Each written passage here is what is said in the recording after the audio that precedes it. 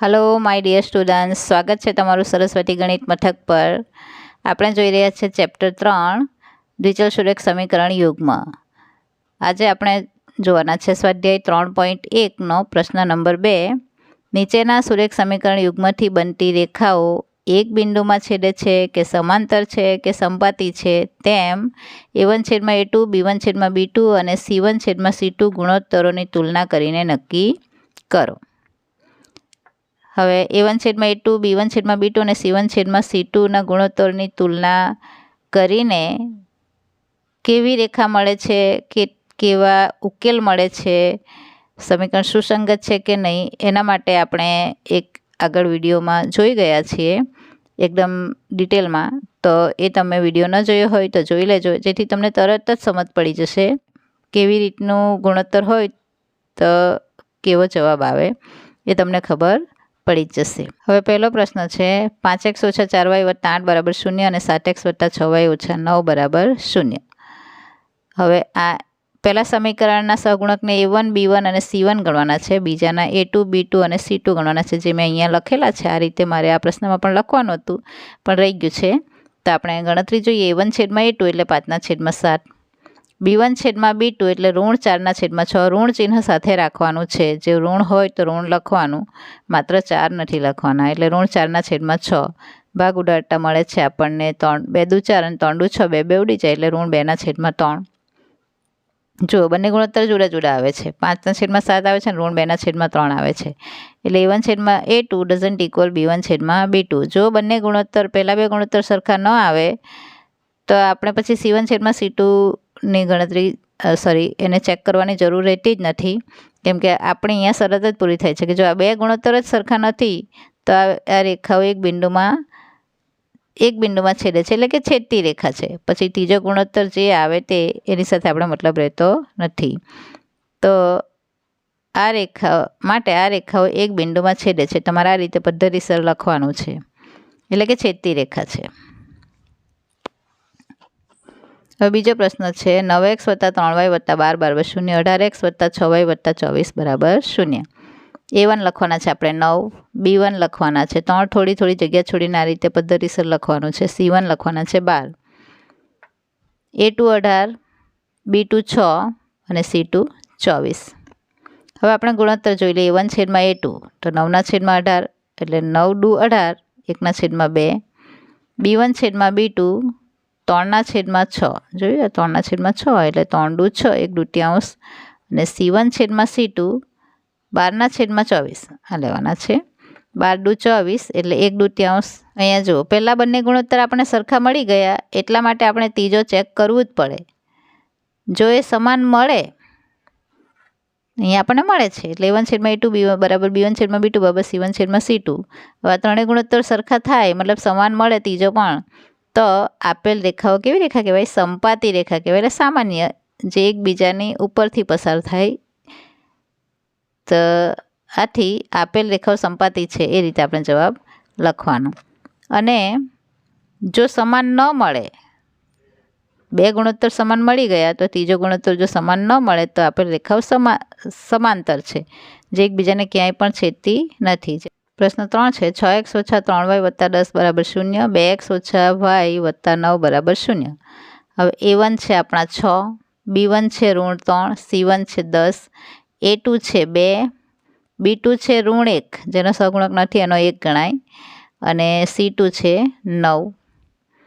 a1/a2 એટલે 6/2 બરાબર 3/1, 2 ટાલી 6 થાય એટલા માટે, અને b1/b2 -3/1 બંને ઋણ એટલે ધન એટલે 3/1, અને c1/c2 એ 10/9, જે બંને પરસ્પર અવિભાજ્ય સંખ્યા એટલે એનો કોઈ રીતે ભાગ કોઈ સામાન્ય અવયવ નથી, એટલા માટે આ એનું અતિ સંક્ષિપ્ત સ્વરૂપ આ જ રહેશે 10/9।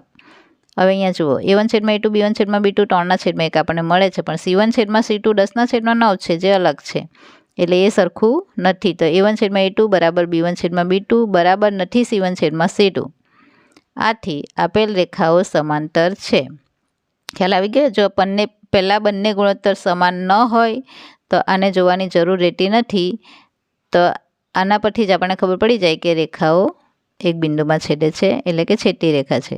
જો ત્રણેય ગુણોત્તર સમાન હોય તો રેખાઓ સમપાતી છે, એકબીજા ઉપરથી જ પસાર થાય છે. એના બધા બિંદુ કેવા છે? દરેક બિંદુ એનો ઉકેલ છે. અને જો ત્રીજો ગુણોત્તર સમાન ન હોય તો આપેલ રેખાઓ સમાંતર છે, એટલે કે એક પણ બિંદુમાં છેદતી નથી, એનો કોઈ ઉકેલ જ ન હોય. હવે આપણે જોઈએ સ્વાધ્યાય 3.1નો પ્રશ્ન નંબર 3. નીચેના સમીકરણ યુગ્મ સુસંગત છે કે નથી તે નક્કી કરો. એ પણ આપણે જે ટેબલ જોયું, જે ગુણોત્તરની સમજૂતી માટેનું, તેમાં જોઈ ગયા કે સમીકરણ યુગ્મ સુસંગત છે કે નથી તે કેવી રીતે ખબર પડે. તો એના માટે પણ આપણે ગુણોત્તર જોઈ લઈએ. પહેલો પ્રશ્ન છે 3x + 2y = 5, 2x - 3y = 7.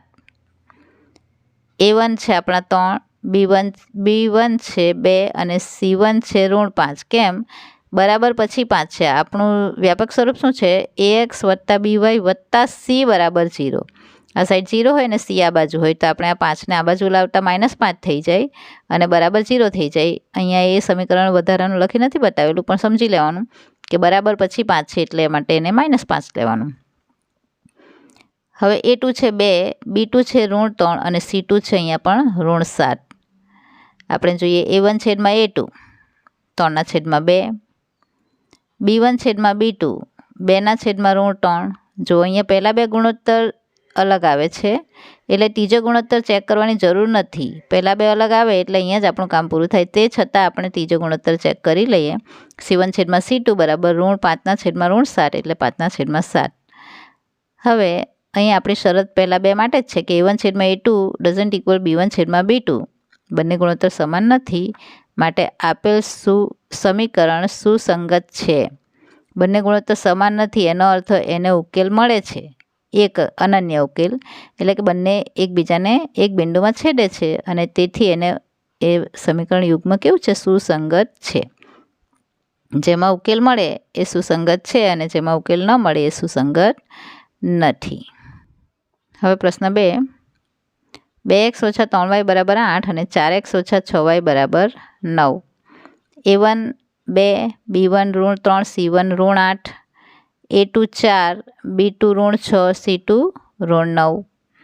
A1 / A2 2/4 એટલે 1/2, B1 / B2 -3/6 એટલે એ પણ ધન 3/6 એટલે 1/2 અને C1 / C2 8/9 એટલે એ થાય 8/9, બંને ઋણ એટલે ધન. અહીંયા જો પહેલાં બંને ગુણોત્તર સમાન મળે છે 1/2 1/2, પણ ત્રીજો ગુણોત્તર 8/9 મળે છે. જે બંને સંખ્યા પોતે તો અવિભાજ્ય છે પણ પરસ્પર અવિભાજ્ય છે એટલે એ 8/9 જ રહે, એટલે કે આનાથી અલગ મળે છે. એટલે આપણે લખી શકીએ A1 / A2 = B1 / B2 બરાબર નથી C1 / C2. માટે આપેલ દ્વિચલ સુરેખ સમીકરણ યુગ્મ સુસંગત નથી. કેમ? પહેલાં બે ગુણોત્તર સમાન છે અને ત્રીજો નથી, એનો અર્થ રેખાઓ એકબીજાને સમાંતર છે, એમને એક પણ ઉકેલ મળતો નથી, એટલા માટે એ સુસંગત નથી. હવે છે પ્રશ્ન 3નો ત્રીજો પ્રશ્ન. 3/2x + 5/3y = 7 અને 9x - 10y = 14. અહીં 3/2x + 5/3y = 7. આપણે સાદુરૂપ આપી દઈએ. ધારો કે તમે A1 B1 C1 આને એમ જ લખી દો તો પણ વાંધો નહીં, પણ સાદુરૂપ આપી દઉં છું. તો અહીંયા 3 અને 2 છેદ તરીકે છે તો 3×6 લસા થાય એટલે અહીંયા 6 કરવા માટે 3 મતલબ આ 3ને અહીંયા ગુણી લેવાના, આ 2ને અહીંયા ગુણી લેવાના, એટલે 3 ટાલી 9x + 5×10y બંનેના છેદમાં 6 થઈ જાય છે બરાબર 7. આ 6 ગુણ્યામાં જતાં 7×6 = 42 એટલે 9x + 10y = -42. આને સમીકરણ નંબર 1 આપી દીધું. અને બીજું સમીકરણ આપણી પાસે છે 9x - 10y = 14 એટલે 9x - 10y = 14. હવે A1 છે 9, B1 છે 10 અને C1 છે અહીંયા -42 છે બરાબર, ત્યાં બચે તો ધન થાય એટલા માટે 42. A2 છે 9, B2 છે -10 અને C2 છે 14.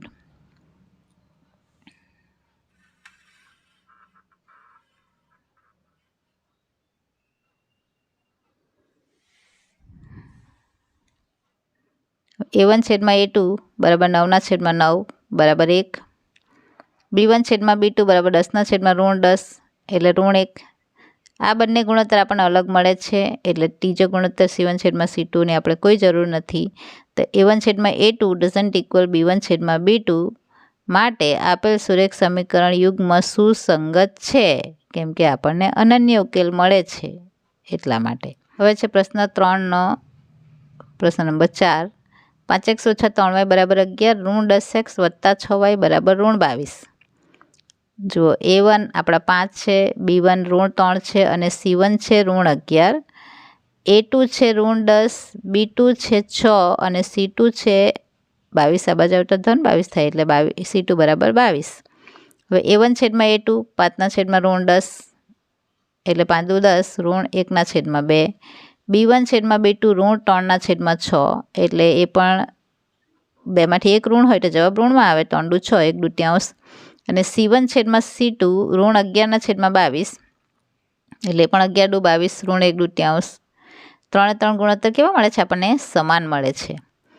અહીં A1/A2 = B1/B2 = C1/C2 માટે આપેલ સુરેખ સમીકરણ યુગ્મ કેવું છે? સુસંગત છે અને અવલંબી છે. આ યાદ રાખવાનું. કેમ અવલંબી? કેમ કે બંને એકબીજા પર અવલંબન થાય છે. બંનેની રેખા કેવી મળવાની છે આપણને? સંપાતી રેખા મળે અને ઉકેલ કેવા મળે? અનંત ઉકેલ મળે. એટલે એકબીજા પરથી પસાર થતી રેખા મળે. એટલા માટે એ સમીકરણ સુસંગત છે અને એકબીજા પરથી રેખા પસાર થાય છે એટલા માટે અવલંબી છે. પ્રશ્ન નંબર 3નો 5મો પ્રશ્ન. 4/3x + 2y = 8 અને બીજું સમીકરણ છે 2x + 3y = 12. A1 છે આપણા 4/3, B1 છે 2 અને C1 છે ઋણ 8. A2 2, B2 3 અને C2 ઋણ 12. હવે A1/A2 એટલે 4/3 આ A1 છે આપણો અને A2 2 છે એટલે છેદમાં 2. તો 4/3 ગુણ્યા આ છેદમાં 2 છે એટલે આપણે 1/2 લખીએ. કેમ કે ભાગ્યમાં હોય, ભાગ્યમાં ધારો કે 2 છે તો એને ગુણ્યા કરતાં 1/2 થઈ જવાનો. હવે 2 × 4 ભાગ ઉડે એટલે ઉપર 2 × 2 રહી જાય અને નીચે માત્ર 3 રહી જાય. 2 × 4 આપણે 2 તો ઉડાડી દીધા છે એટલે નીચે 3 રહી અને ઉપર 2 × 4 એટલે 2 રહી.